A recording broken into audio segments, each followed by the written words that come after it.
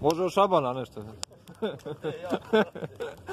Ajmo opremo ostaviti u objektu, poslije spustimo vozila dole.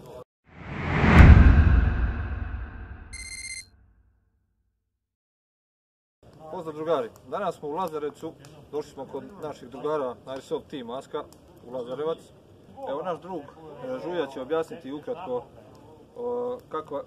kakav je scenario danas na ovom otvorenom treningu u Lazarecu. Izvoli.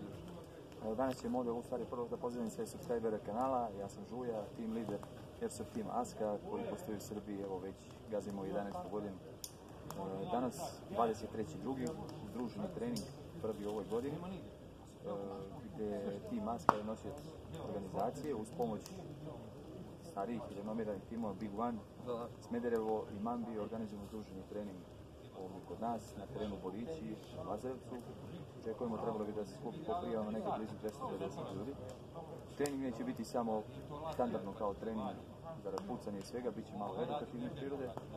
Pojavilo se u zadnje vrijeme dosta mladih timova koji imaju volju i želju da nešto i nauče od nas koji se malo duže bavimo time. Generalno neki cilj je podizanje svijesti igrača Airsofta za poštovanjem pravila i iznad svega za nekim MFC načinom igre Airsofta. Čuo sam da ste imali neki sastanak i pre. Gdje su ovi moji drugari iz UE tima iz Užica dolazili kod vas. Održao se sastanak sad skoro početkom godine, gdje smo opet mi malo stariji timovi na inicijativu starih timova doneli tu odluku da se malo ožive ti združeni treninzi, čisto zarad malo boljeg upoznavanja, zarad širenja Airsoft scene i da probamo malo da taj neki MFC stil igre izdignemo iznad ostalo. Dobro, druže, hvala ti na izdvojenom vremenu. Ništa, uvek. Pa se vidimo na terenu. Ajde, ćao.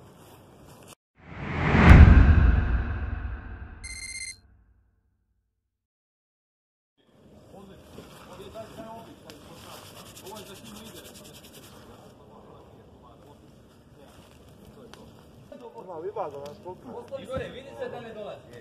A suvo, sve. Šulje nego ovo. Sve ne vegetacija. 20 metara.